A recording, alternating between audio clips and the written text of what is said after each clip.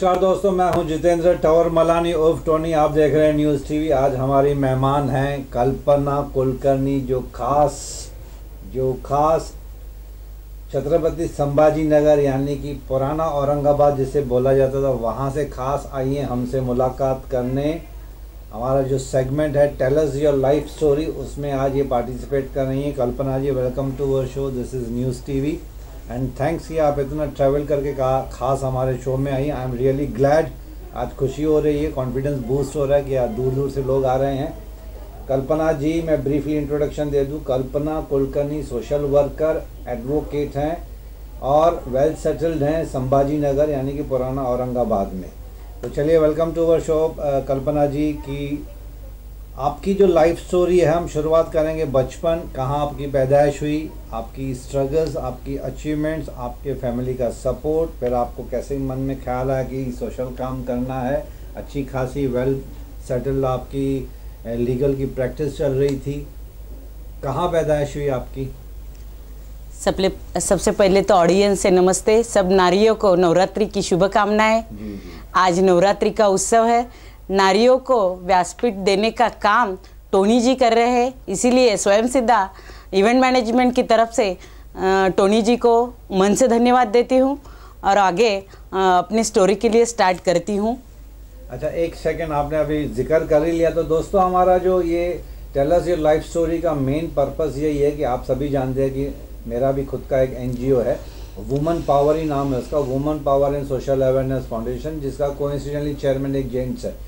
लेकिन हमारी कोशिश तो यही रहेगी कि लेडीज़ को हम यहाँ पे अपने स्टूडियो में बुलाएं ताकि उनकी जो दास्तान है, उनकी जो लाइफ स्टोरी सुने, ताकि इंस्पायरिंग पर्सनैलिटीज़ को बुलाने से क्या होता है कि सामने ऑडियंस में से भी उनको भी अच्छा लगता है, इंस्पिरेशन मिलती है, कॉन्फिडेंस बूस्ट होता है कि जब ये कर सकती तो मैं क्यों नहीं कर सकती हूँ। तो इंटेंशन एंड मेन ऑब्जेक्टिव हम लोग का वही है। NGO in association with our news TV, we try to bring the social awareness to the audience. चलिए, फिर से एक बार स्वागत। पैदाइश आपकी कहाँ पे हुई कल्पना जी? संभाजी नगर। संभाजी नगर जो कि पुराना औरंगाबाद, ऐसा अभी आपने बोला, वहाँ के घाटी स्तर पर में मेरा जन्म हुआ है। शासकीय रुग्णालय जिसको हम बोलते हैं, वहाँ पे मेरा जन्म है। मेरे पापा एक फार्मर थे। मैं बहुत अमीर ऐसे फैमिली से नहीं हूँ, लेकिन सोशल वर्क की आप मुझे देख के बात कर सकती हैं। सोशल वर्क करने की जो मेरी इच्छा है वो शुरू से ही रही है, जो कि मेरे बचपन से ही मुझे सोशल एक्टिविटी करना बहुत अच्छा लगता था। मेरे पापा फार्मर थे, लेकिन उन्होंने बेटियों को पढ़ाना ये ठान लिया था। हम 3 बहनें हैं। मेरी मम्मी टेलरिंग काम करके हमारे लिए एजुकेशन कैसा दे सके इसकी कोशिश उन्होंने की। 2 भाई है। एक ज़माना ऐसा था लड़कियों को कम देखा जाता था, लेकिन हमारे मम्मी पापा जो थे उनका सपना था कि मेरे लड़कियों को बनाऊँ तो काबिल बनाऊँ। इसीलिए फार्मर होके भी हमारे पापा ने कभी हमारे पढ़ाई में कसर नहीं छोड़ी और हम जो अच्छी चीज़ें वो सिखा सके, टोनी जी उन्होंने हमें वो सिखाई है। जैसे कि मुझे समाज के लिए कुछ करने की इच्छा थी, तो मैं 10वीं पास होने के 10वीं के क्लास में जब थी, तभी मैंने ऑल इंडिया स्टूडेंट फेडरेशन ये संगठन में काम करने को शुरुआत की थी। वहाँ से मुझे अच्छा व्यासपीठ मिला, लेकिन कुछ ड्रॉबैक भी वहाँ पे मुझे देखने को मिले, जो कि सर्वसामान्य के लिए भारी पड़ सकते थे। ऐसे कुछ अनुभव भी मुझे ऑल इंडिया स्टूडेंट फेडरेशन में आए। उसके बाद मुझे तो स्पर्धाओं की, डिबेट्स कंपटीशन की बहुत पहले से शुरू से ही लाइक करती थी मैं। मुझे पार्टिसिपेट करना अच्छा लगता था, लेकिन मैं टॉपर स्टूडेंट होने के बाद भी मैं 10वीं में फेल हो गई। एक मिनट, टॉपर स्टूडेंट होने के बाद 10वीं में कैसे फेल हो गए आप? और मैं आज डाइवर्ट हो गया आपका कहीं पे? वो पॉइंट पे मैं आती हूँ, क्योंकि सक्सेस स्टोरी ये है कि मैं संगठन के लिए ज़्यादा काम करने लगी थी। एक पुस्तक विकत, एक पुस्तक फुकट, ऐसे हमारे योजनाएं थे। टोनी जी, मराठी को हमारा अभिजात दर्जा मिला है, इसीलिए आज मैं मेरा राइट रखती हूँ। कुछ वर्ड्स मराठी में आएंगे तो संभाल लीजिए। संभालेंगे तो खुशी की बात है, मतलब मराठी येते? Okay okay, I am so happy. देखिए, महाराष्ट्र में रहकर मराठी नहीं सीखना या मराठी नहीं बोल पाना, ये तो बहुत बड़ी डेफिशिएंसी मानी जाती है ना। हाँ ठीक है, हम being a Sindhi I can not fluently speak, जैसे आप वो मराठी बात करते, लेकिन कभी कभी मैं अटक जाता हूँ, कोई टेक्निकल वर्ड्स नहीं आ पाते मुंह में। बट एनी हाउ मराठी मेरे 80% फ्रेंड्स मेरे, हमने भी गवर्नमेंट इंश्योरेंस में काम किया है, तो 80-90% तो मराठी दोस्त थे, खाना पीना उठना बैठना सब मराठी लोगों के साथ है। तो ये तो एक प्राउड फीलिंग है कि आई एम अ महाराष्ट्रियन। चलो, महाराष्ट्र की लैंग्वेज को अभी क्लासिकल लैंग्वेज का दर्जा मिला है, तो एक बार जोर से तालियां उसके लिए भी बजनी चाहिए। धन्यवाद सर। चलो, जोत से जोत जगाते चले, ज्ञान की गंगा बहाते चले, कुछ तुम्हारा कुछ हमारा, ऐसा मिल के एक सपना साकार कर सके, महिलाओं को साथ लेके देश की उन्नति के लिए आगे बढ़ सके। थोड़ा तुम हिंदी सिखाओ, थोड़ा मैं मराठी सिखाती हूँ। तो आपकी अच्छी है, मराठी भी तो सीखने की ज़रूरत नहीं, मीठी लैंग्वेज है, खुद ब खुद आ ही जाती है। और दूसरा ये कि यू आर एन एडवोकेट, आप लीगल हैं। यस। प्रैक्टिस अच्छी खासी चल रही थी आपकी, फिर ये मन में ख्याल आया आपको 10th के स्टैंडर्ड में कि आप एक NGO खोलेंगे, और आपके हस्बैंड ने उसको सपोर्ट किया।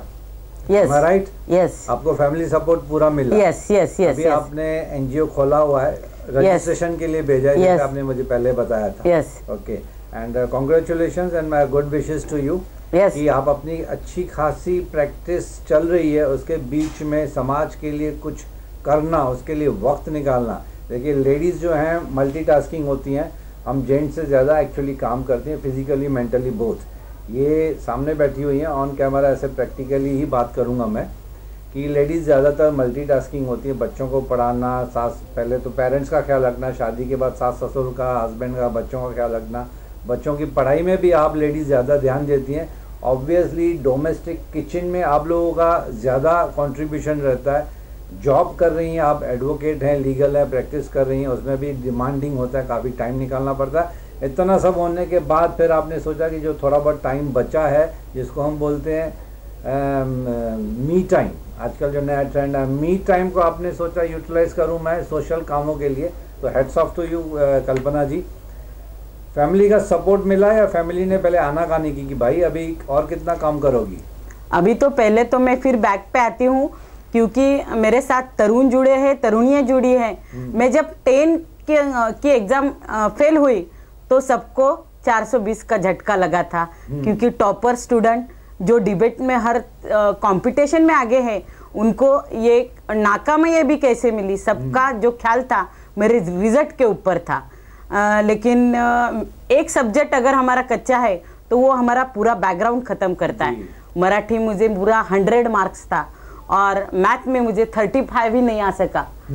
इसीलिए ओनली वन मराठी मैथ के वजह से मैं बैक में आई थी।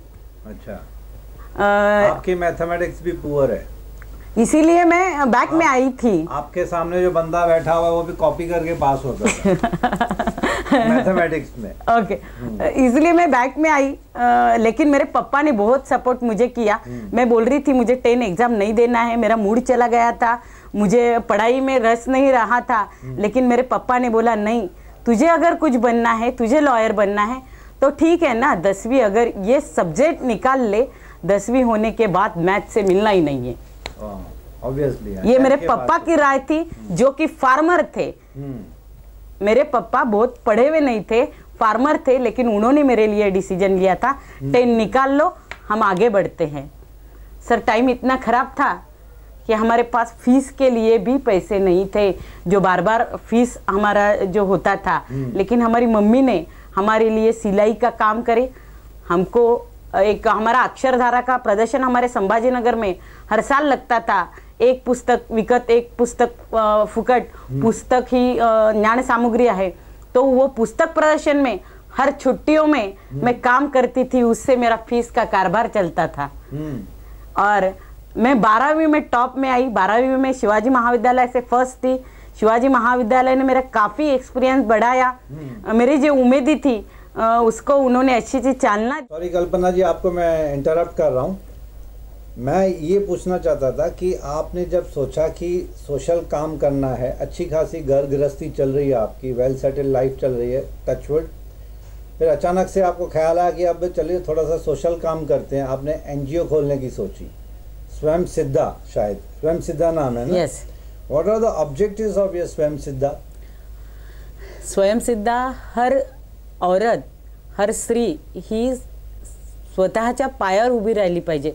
वो खुद का काम उसने खुद करना चाहिए, कॉन्फिडेंस से खड़ा करना चाहिए, चाहे कितनी भी मुसीबत आए वो स्वयं सिद्ध होना चाहिए. Self reliance. Yes. Self reliance followed by self employed. Yes yes yes yes. किसी के ऊपर डिपेंड नहीं होना चाहिए. Yes. Completely independent. Yes yes. वैसे मैं आपको बोल रही थी, मैं 12th में अच्छा खासे मार्क से पास हो गई. फिर उसके बाद मेरे पापा की इच्छा, मेरे लेक्चर्स लोगों की इच्छा से मैंने हाथ हटाइए, माइक्रोफोन टकरा है. हाँ. स्वयं सिद्धा मेरे पापा की और मेरे जो प्राध्यापक लेक्चर थे उनको दिल से लगता था कि मैं एक अच्छा लॉयर बनूंगी, इसीलिए मैंने लॉ को एडमिशन ली. अच्छा, ये आपके टीचर को लगता था कि आप अच्छी लॉयर बनेंगी? यस. ऐसी क्या क्वालिटीज देख ली आपके टीचर ने आप में कि पहले से ही बता दिया कि आप लॉयर बनोगे? ये तो बहुत बड़ी बात है. ये मेरे शिवाजी कॉलेज के मेरे प्राध्यापक थे खान सर. खान सर जब मुझे डिबेट कंपटीशन में खड़ा करते थे, प्राइज हम लाते ही लाते थे. अच्छा, तो आपने जो वो, और मैं 10 फेल भी हुई तो बेस्ट स्टूडेंट अवार्ड मुझे ही मिला था.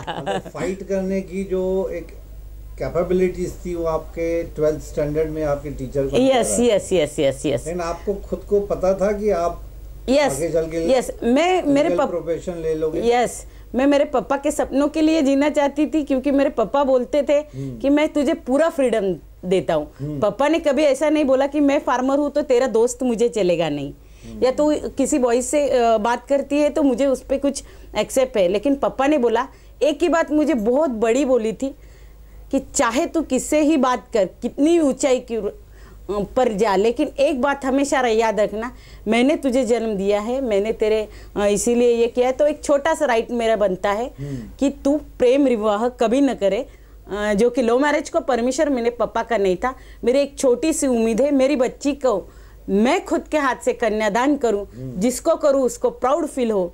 इसीलिए मेरे पापा हमेशा ही चाहते थे कि मैं अरेंज मैरिज करूं. बैड लक ऐसा हुआ, मैं लॉ के 3rd ईयर में थी, मेरे पापा एक्सपायर हुए. लॉ के 3rd ईयर में आपकी पापा की डेथ हो गई. लेकिन मेरे प्राध्यापकों ने, लॉ कॉलेज के हमारे प्रकाश देशमुख सर थे, देवगांवकर सर थे, और हमारे कोलते सर थे जो कि हमारे जेएमएफ के ट्रेनिंग लेते हैं. बहुत अच्छे प्राध्यापकों का सहकार्य मुझे मिला. और मेरा घर का कंडीशन इतना अच्छा नहीं था, मेरे 2 बहनों की शादी हुई थी और घर की जिम्मेदारी, किराए को तक पैसे नहीं थे, जॉब करना बहुत ज़रूरी था.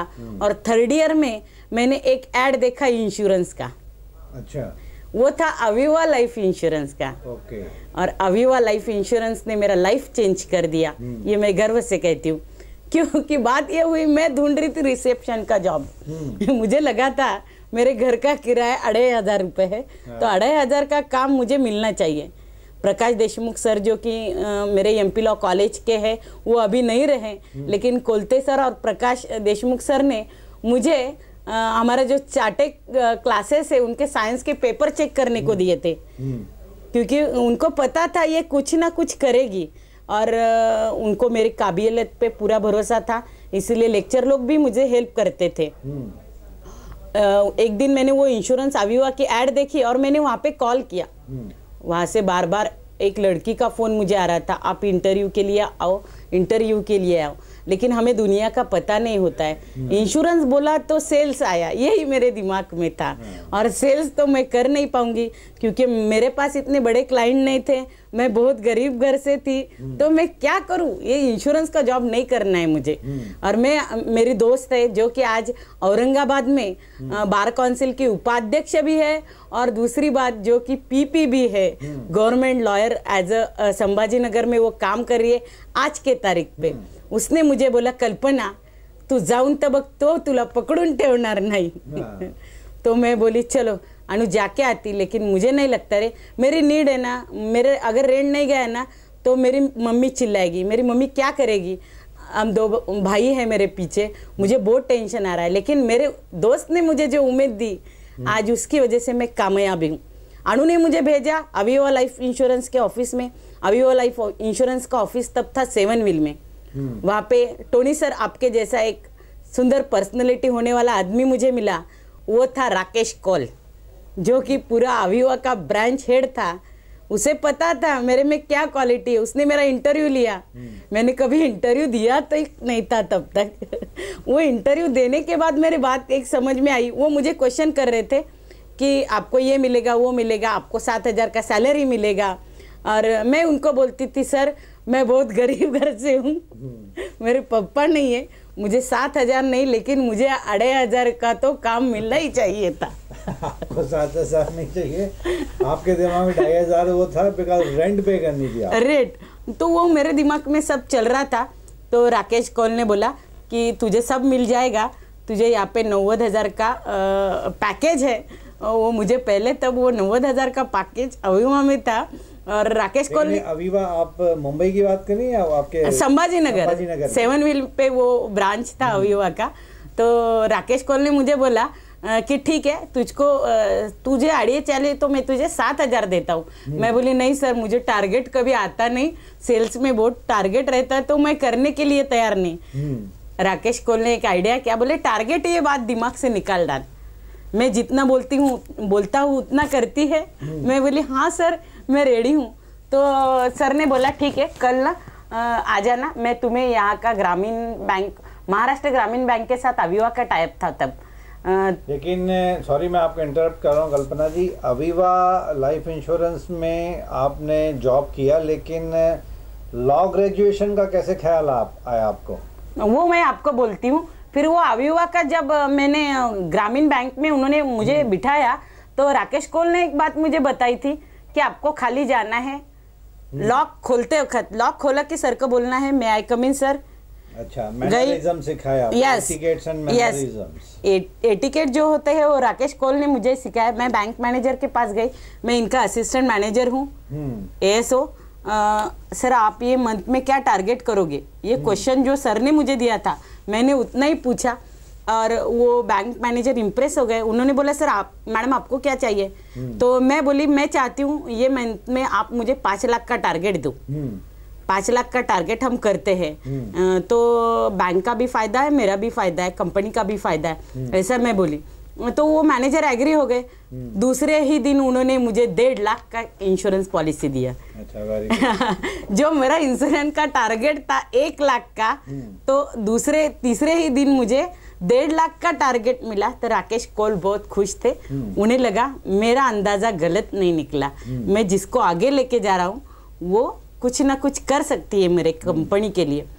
तो वो महीने में मेरा सैलरी, आइडेंटिटी क्या होता है, पे अकाउंट क्या होता है, ये मुझे कुछ भी पता नहीं था क्योंकि मेरा घर का बैकग्राउंड वैसा नहीं था। लेकिन राकेश कौल को मैं 5 तारीख हुई कि बोली सर अभी तक मेरा ये नहीं हुआ, ऐसा हुआ, तुम्हारा टारगेट चल रहा है, लेकिन मेरे इसका क्या, मेरे को तो किराया भरना है। तो राकेश, मतलब आपको सिर्फ और सिर्फ अपने किराए की पड़ी थी, लेकिन मुझे अंदर से एक्साइटमेंट इसके लिए हो रही है कि आपने लॉ ग्रेजुएशन कैसे दिमाग में आया? तो मैं वही वो पॉइंट पे भी आती हूँ। फिर वो राकेश कौल ने बोला अभी तो तेरा टारगेट खत्म हुआ, साल भर 7,000 रुपये तुझको देता हूँ क्या। तो फिर मैं आगे बढ़ गई। अविवा में मैंने 2 साल ASO का काम किया, लेकिन मेरे दोस्तों ने मेरे और एक फ्रेंड थी सविता बारोटे जो कि हाई कोर्ट में काम करती है अभी, संभाजीनगर हाई कोर्ट में। उसने बोला कल्पना तुला मी फायनल इयरच्या नोट्स घरी आणून देणार। तो जो सविता है उसने और अनु ने, ये दोनों ने मुझे नोट्स घर पे आके दिए और मैं LLB भी फर्स्ट क्लास पास हो गई जॉब करके भी। 10th फेल लड़की, LLB फर्स्ट क्लास फर्स्ट। अच्छे मार्कों से मैं LLB पास हुई, एग्री भी आया। तो सब प्रोफेसर मुझे अप्रिशिएट कर रहे थे कि जॉब करके पापा नहीं होने के बाद भी अचीवमेंट अच्छा किया है। उसके बाद मेरा शादी हुआ। शादी के बाद 2 साल मेरे सास बीमार थे, तो मैं हाउस वाइफ ही बन के रह गई, प्रैक्टिस को इतना कुछ गई नहीं। क्योंकि LLB होने के बाद 2 साल मैंने प्रैक्टिस की। एडवोकेट दिलीप अद्वंत सर जो कि बार के काफ़ी साल अध्यक्ष रह चुके और दूसरे बार के अध्यक्ष हमारे बार काउंसिल ऑफ इंडिया के शिंदे सर, उनके साथ ये दोनों ने मुझे बहुत कुछ सिखाया। कोट डाल के गाड़ी पे बैठोगे तो लॉयर नहीं बनोगे, ये मेरे सीनियर बोलते थे। और आज मैं उसके वजह से स्वयं सिद्धा इवेंट मैनेजमेंट से स्वयं सिद्धा प्रोजेक्ट मैनेजमेंट तक झेप ले रही हूँ। ये केवल मेरे सीनियर की पुण्याई से। फिर आपने लॉ ग्रेजुएशन के बाद फिर LLM भी किया। हाँ, तो मेरे हस्बैंड चाहते थे LLM करने के बाद यू कैन टीच लॉ, मतलब आप लॉ सिखा सकती हैं। हाँ, है ना? हाँ। तो आपने सिखाया लॉ? नहीं, LLM जब मेरा एडमिशन लेने का था तो मेरे हस्बैंड ने सपोर्ट किया। वो मैंने शादी के बाद किया है, क्योंकि मेरा प्रैक्टिस जब चालू था शिंदे सर से और इनसे मुझे बहुत कुछ सीखने को मिलता था। सीनियर का रिस्पेक्ट कैसे करे ये मुझे अद्वंत सर ने अच्छा सिखाया। एक सालगांवकर सर के कोर्ट में मैं खड़ी थी तो बोला, बेटा अपनी बाजू जो है रिस्पेक्टली जज को बोलो, जज हमारे भगवान हैं, उनसे डरने की जरूरत नहीं है, हम इंसाफ मांग रहे और तुम अच्छे से हमारा ये जो आर्गुमेंट है वो करो। ऐसा बोलने वाला कोई सीनियर नहीं होगा या प्रैक्टिस में लॉयर नहीं मिलेगा। लेकिन मेरे लॉयर दिलीप सर और शिंदे सर दोनों ने मुझे ये मौका दिया। फिर उसके बाद मेरी शादी हुई, सास का बीमारी हुई 2 साल। उसके बाद मेरे मैरिटल लाइफ में थोड़ा प्रॉब्लम हो गया। मेरे हस्बैंड को TB हुआ। मेरा बच्चा वाशी हॉस्पिटल में, मैं हूँ वाशी हॉस्पिटल में और मेरे हस्बैंड भी वाशी हॉस्पिटल में। वाशी मुंबई का वाशी हॉस्पिटल, नवी मुंबई का। अच्छा। लेकिन मेरे सीनियर्स ने मुझे हारना नहीं सिखाया था। हस्बैंड की तबीयत बहुत खराब थी, एक तो बच्चा नहीं तो हस्बैंड, ऐसी कंडीशन हुई थी। लेकिन सबकी दुआ से गांव में भी हमने एक छोटा सा महिलाओं के लिए पापड़ उद्योग शुरू किया था। शादी के बाद वो महिला, गांव के कुछ पुरुष मेरे हेल्प के लिए वाशी में आ गए। लेकिन हॉस्पिटल का माहौल और तीनों पेशेंट हमको सेफ निकालने थे। इसीलिए अनुराधा मगरे जो मैंने बोला, ये जरूरी नहीं है कि हर कामयाब स्त्री के आदमी पीछे एक आदमी हो या हर कामयाब आदमी के पीछे स्त्री हो। नवरात्रि का महोत्सव है, इसीलिए दिल से बोलना चाहती हूँ, अगर एक औरत सोचे दूसरी औरत को मदद करना तो हमारी जो चैन है वो पक्की हो जाएगी, हमें सक्सेस मिलेगा। इसीलिए औरत ने औरत की मदद करनी चाहिए। तो अनु मेरी UPSC की पढ़ाई करती थी। आज भी इंगड़े मैडम वाशी हॉस्पिटल में गए तो बोलेंगे इसमें कुछ झूठ नहीं है, आपका चैनल चाहे तो उसको वेरीफाई कर सकता है। तो वो मैडम ने बोला, मैडम आप ये दुनिया के सबसे बड़ी भाग्यवान औरत है कि आपके फ्रेंड ने आपके साथ 1 महीना दवाखाने में डिलीवरी की और वो करती कुछ नहीं थी, पढ़ाई करते बैठती थी और बाहर जो डॉक्टर बोले वो इंस्ट्रक्शन फॉलो करती थी। उसने हमें तीनों को भी बचाया, नई जिंदगी दी। और उसने बोला, कल्पना तेरा एजुकेशन है, गट्स है, तो घर में बैठना नहीं है। अच्छा, ये कल्पना जी आपने प्रैक्टिस कितने सालों तक की LLB की? LLB की प्रैक्टिस मैंने 3 साल की औरंगाबाद में, शादी के पहले। 3 साल में कितने केसेस आपने रिजॉल्व किए होंगे, क्रिमिनल प्लस सिविल दोनों मिला के अप्रोक्सीमेटली? मेरे पास एक 15 केसेस थे, उसमें के कुछ केसेस खास भी थे, जैसे कि कुछ रिलेटिव के थे, कुछ 12 सेक्शन पे हमने किया है, हिंदू मैरिज एक्ट के हिसाब से। जनरली सबको पता होता है डिवोर्स होता है केस में, लेकिन किसी को ये पता नहीं होता है कि वो विवाह भी अवैध माना जा सकता है। तो उसको बोलते हैं ये विवाह हमको मान्य अगर नहीं है तो उसको अवॉइड लॉ, मतलब वो शादी ही कैंसिल होती है, ऐसा एक प्रोविजन कायदे में है, हमारे लॉ में है, हिंदू मैरिज एक्ट सेक्शन 12 उसको हम बोलते हैं। तो उसके तरफ वो भी केसेस मेरे उसमें थे, उसमें भी हमको सक्सेस मिला है। आगे बात रही स्वयं सिद्धा की, तो फिर जब हम ये सबसे बाहर निकले तो एक दिन हमारे हस्बैंड के दोस्त, हमने मुंबई में फिर हमारा एक ऑफिस छोटा सा चालू किया था ऐरोली में, लॉ फर्म, उसमें हम केसेस लेते थे।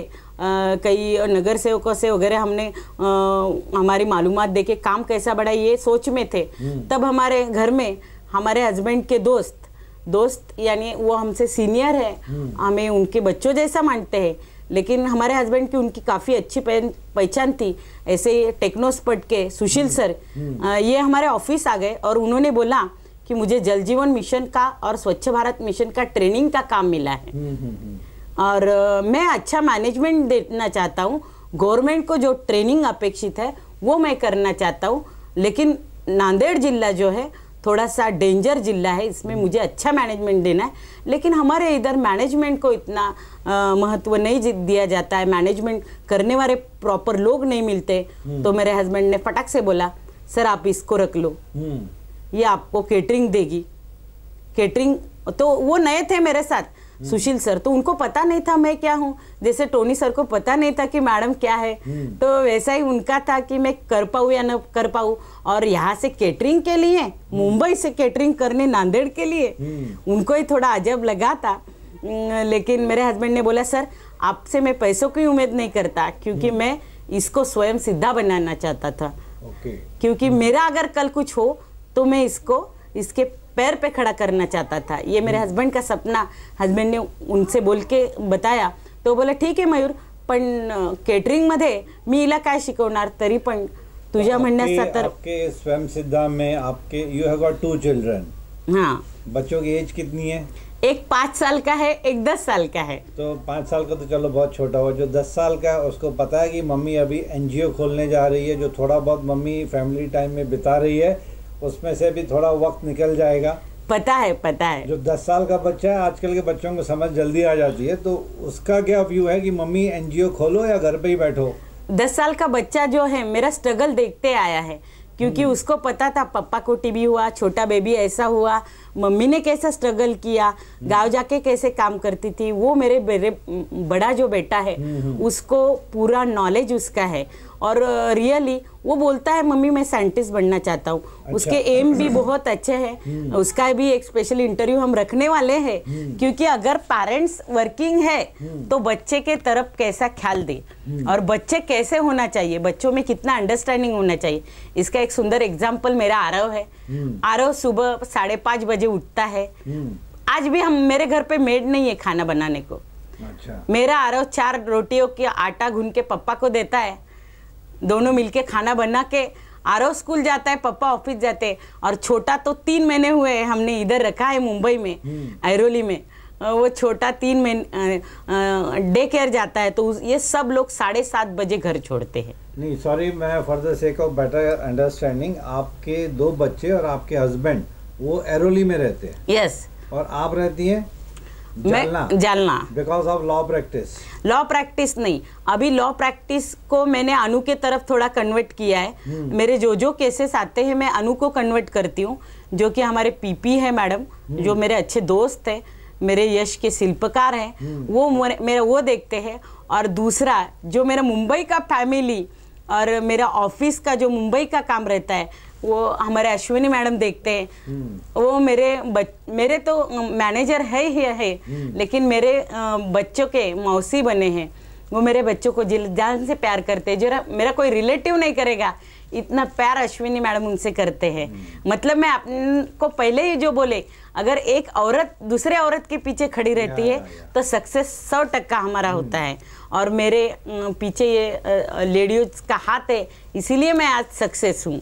अच्छा, before you wind up this, आप एक अच्छा खासा मैसेज कैमरा में देख के ब्रीफली शॉर्ट आप क्या मैसेज देना चाहोगे ऑडियंस को, ख़ास तौर पे तो लेडीज़ को? Ladies I will address to you directly, because ये जो हमारे सामने कल्पना बैठी है, इनकी जो लाइफ स्टोरी हमने सुनी, काफ़ी गूस बम्प्स भी आते हैं, रोंगटे खड़े हो जाते हैं कि एक अकेली लेडी इतना स्ट्रगल करने के बाद, एक फार्मर की बेटी, विद ड्यू रेस्पेक्ट, एक किसान की बेटी जो खुद पढ़े लिखे नहीं है, लेकिन उन्होंने सोचा कि अपनी बेटी को पढ़ाना है, काबिल बनाना है, इंडिपेंडेंट बनाना है, and the credit goes to your parents. आपके पेरेंट्स को सलाम है? अभी नहीं, पापा की तो डेथ हो गई, सॉरी, मम्मी है। हाँ। तो आपकी मम्मी को सलाम कि उन्होंने अगर आपको पढ़ाया लिखा नहीं होता तो आज आप इस मुकाम पे नहीं पहुंचती। सेम ये जज्बा मेरे ख्याल से आपने बच्चों में भी डाल दिया, क्योंकि 10 साल का छोटा बच्चा अगर 5:30 बजे उठ के खाना बनाने में मदद करता है पापा को, तो इट्स आजकल के बच्चे नहीं करते हैं ये, it's a very difficult thing. But आपने शायद वो संस्कार, वो कस्टम्स एंड ट्रेडिशंस बच्चे में डाले। Heads off to you Kalpana जी। जाते जाते बिफोर वी वाइंड अप क्या मैसेज देना चाहेंगी आप आज की लेडीज को? कौन सा भी काम छोटा या बड़ा नहीं होता है, जो भी काम करो दिल से करो। उसमें अगर आपको दिक्कत आती है तो सोचो कि हम कहाँ पे गिर गए हैं। मैं केटरिंग के काम के लिए गई थी, लेकिन मैंने देखा कि मेरे में वो स्किल है, मैं अधिकारियों से मिल सकती हूँ। ये प्रशिक्षण, ये ट्रेनिंग, गवर्नमेंट का जो सपना है कि स्वच्छ भारत, जल जीवन मिशन, जल 55 लिटर पाणी, शुद्ध पाणी हे प्रत्येक नागरिकाला मिळालं पाहिजे, हा मोदीजीचा संकल्प आहे, तो सगळ्यांपर्यंत गेला पाहिजे। स्वच्छ भारत स्वच्छ झाला पाहिजे। ये योजना जो है वो कागजों पे नहीं रहना चाहिए। इसीलिए मैंने, और जो सीनियर मेरे हस्बैंड के दोस्त है, उनका लड़का शैलेश सर जो मार्केट में MBA करते हैं, हम दोनों ने सेटअप लगाया। जो हम दुनिया को अच्छा देना चाहते थे वो हमने निकाल के सीनियर से बात की, और बोलने में मुझे बहुत प्राउड फील हो रहा है कि हम जो बोल रहे थे नांदेड़ जिला डेंजर है, लेकिन नांदेड़ जिला, लव नांदेड़ जिला, नांदेड़ वासियों के लिए बोलूंगी आई लव यू नांदेड़कर। क्यों कि नांदेड़कर के लोगों ने मेरा जो डर था, संस्था चालक का जो डर था, वो पूरा जो है वो पॉजिटिविटी में बदल डाला। इसमें मैं एक अच्छा सा आपको एग्जांपल देना चाहूँगी। मैं पहला विजिट मेरा था किनवट में। किनवट जो है आदिवासी एरिया इसको बोलते हैं, लेकिन प्राउड हो रहा है वो आदिवासी नहीं रहा, काफ़ी डेवलप हुआ है। जब मैं गई थी तो बहुत खड्डे रोड पे थे, लेकिन 1.5 साल में काफ़ी इधर का प्रोग्रेस हुआ है। और वहाँ के वीडियो है हमारे वैष्णव सर, मुझे सर ने बोला था कि वीडियो मुलाकात वीडियो की होगी या नहीं, काम में वो कैसा रिस्पॉन्स करते हैं, लेकिन मुझे बहुत प्राउड है। मैं वहाँ पे गई, पूछा कि यहाँ के वीडियो कौन है, तो वहाँ से मुझे नंबर मिला। मैं बोली ऐसा ऐसा मैं इनका प्रोजेक्ट मैनेजर हूँ और मुझे ऐसा ऐसा प्रशिक्षण लगाना है, और सर मैं चाहती हूँ कि ये प्रशिक्षण प्रॉपर हो, इसीलिए आपकी मदद होना ज़रूरी है। आप यहाँ के वीडियो हो, आपके सलाह से मैं आगे जाना चाहती हूँ। वीडियो तब ऑफिस में नहीं थे, मैंने उनको फ़ोन किया, वो बोले मैडम मैं आया 5 मिनट में। वो आके इतने सादे से इंसान जैसे क्लर्क के सामने एक चेयर रखा था, वहाँ पे बैठा, और तब मुझे पता चला कि ये वीडियो है। और वो वीडियो ने मेरे बात सुन के मुझे बोला मैडम चलो मैं आपके साथ अच्छा ट्रेनिंग के हिसाब से जो क्या होता है वो डिस्कस करते। फिर हमने ट्रेनिंग के लिए हॉल देखे, उन्होंने बहुत सारी मुझे हेल्प की। एक ही वीडियो नहीं तो नांदेड़ के 16 तालुके हैं, और 16 के 16 तालुके के वीडियो ने मुझे बहुत अच्छा हेल्प किया। उसमें मैं अर्धापुर के कदम सर, हमारे देगलूर के शेखर देशमुख सर, हमारे हदगांव के बड़दे सर, इधर हमारे हदगांव के जो स्टाफ थे वो स्टाफ भी मुझे बहुत सारा हेल्प करते थे, क्योंकि हमारा जो वे था प्रॉपर वे से कि हम सच में कुछ तो करना चाहते थे कि जो प्रोग्राम है उसका सक्सेस हमें मिलाना था। और मेरा एक पहले से था कि प्रोफेशन कुछ भी हो महिलाओं के लिए काम करूं। ट्रेनिंग प्रोग्राम था, केटरिंग का काम मेरे पास था, तो भी मैं जाके वो प्रोग्राम में जो महिला है उनसे संवाद साधती थी, और वो संवाद से महिलाएं भी खुश होती थी। हमने हल्दी कुंकू का प्रोग्राम किया, उससे हमने जल जीवन समझाया। हमने हल्दी कुंकू के प्रोग्राम से स्वच्छता अभियान समझाया। हम जो ये सोशल अवेयरनेस प्रोग्राम है जो मेरे देश के प्रगति के लिए बहुत मायने रखते हैं, ये हमने वहाँ पे ज़्यादा से ज़्यादा कैसे हम लोगों को दे सकते हैं ये कोशिश की। इसको वहाँ के CEO, डेप्यूटी CEO हमारे मानवतकर सर, तांदुलवाड़ीकर सर जो कि वहाँ के HR है। शॉर्ट आप ये मैसेज देना चाहती हैं ऑडियंस को कि कुछ भी हो जाए आप अपने आप को खुद को रोकिए मत, बाहर निकलिए, काम कीजिए, मेहनत कीजिए, फैमिली का सपोर्ट आपको मिलेगा, बाहर वाले भी आपको सपोर्ट करेंगे।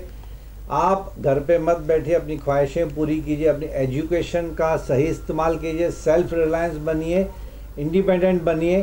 तो यही मैसेज हमारी कल्पना जी दे रही हैं आपको। दोस्तों कुछ ना कुछ तो सीखने को, आज मुझे भी बहुत कुछ सीखने को मिला कल्पना जी से। एक लेडी हो के इतना जोश जुनून के साथ इन्होंने काम किया। तो इसी नोट पे दोस्तों we will take a leave from you and Kalpana ji thanks, आप आई, अपनी दिल की दास्तां, अपनी अप्स एंड डाउन्स, आपका लाइफ अचीवमेंट स्ट्रगल सब आपने बताया। Hopefully we will meet very soon once again on our show. Thanks for coming all the way from Jalna. इतनी दूर से आप ट्रैवल करके आए, it's a privilege for all of us. मेरी टीम भी बहुत खुश हो गई कि एक हाईली एजुकेटेड लेडी इतनी दूर से आ रही है। Thanks for telling us your life story and thanks for being with us friends. Hope we will meet once again very soon. Thanks for listening to us. Thank you sir, आपने मुझे इतना अच्छा मौका दिया।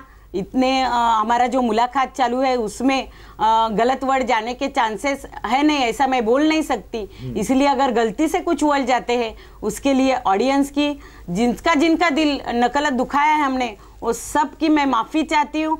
और आपसे एक बात बोलती हूँ, चलो ज्ञान से हाथ मिलाते चले, मैन पावर वुमेन के लिए काम करते चले, महिलाओं का संगठन बढ़ाते चले। नवरात्रि के 9 दिनों में संदेश नव नारी का रूप लेके आगे बढ़े। आखिरी में इतना बोलूँगी, आज मेरा भाग्य सफल हुआ। इतना अच्छा प्रेजेंटेशन नवरात्रि के उत्सव में मुझे महिलाओं को मार्गदर्शन करने का मौका टोनी जी ने दिया। जाते जाते बोलती हूँ, ये रूप से मेरा भाग्य सफल हुआ है। लेकिन इसीलिए मराठी में 2 लाइन्स बोल के आज का इंटरव्यू यहाँ पे सक्सेस स्टोरी सक्सेस है या नहीं ये ऑडियंस बताएंगे ऑब्वियसली, और ये आने वाला कल बोलेगा।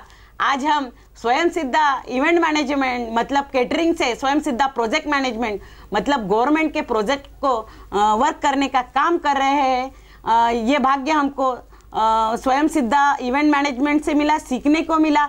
जाते जाते आप सबके लिए 2 लाइन बोलती हूँ और रजा लेती हूँ।